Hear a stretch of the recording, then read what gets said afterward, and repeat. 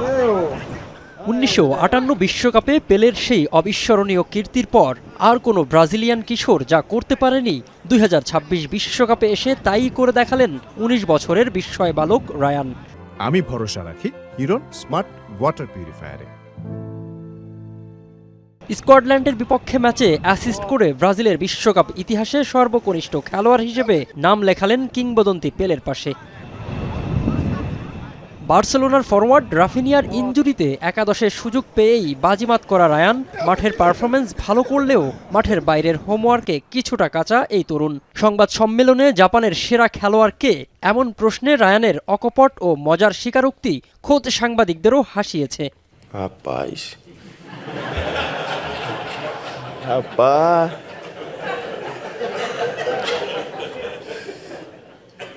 Te falar que eu não sei qual que é o jogador mais perigoso dele, não.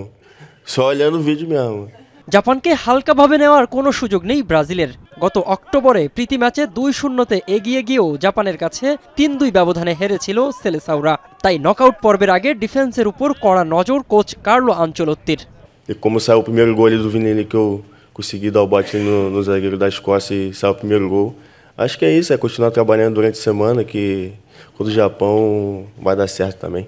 Video analysis সেশনে এবার হয়তো Japanese ফুটবলারদের আলাদা করে চিনবেন রায়ান। তবে ভিনিসিয়াস নেইমারদের ছায়ায় থেকে এই তরুণ তুর্কি যেভাবে ডানা মেলছেন তাতে সোমবার হিউস্টনে জাপানের প্রাচীর ভেঙে ব্রাজিলের হেক্সা মিশনের দিকে আরও এক ধাপ এগিয়ে যাবে এমনটাই প্রত্যাশা কোটি সেলেসাও ভক্তের। মিনারুল ইসলাম, এখন।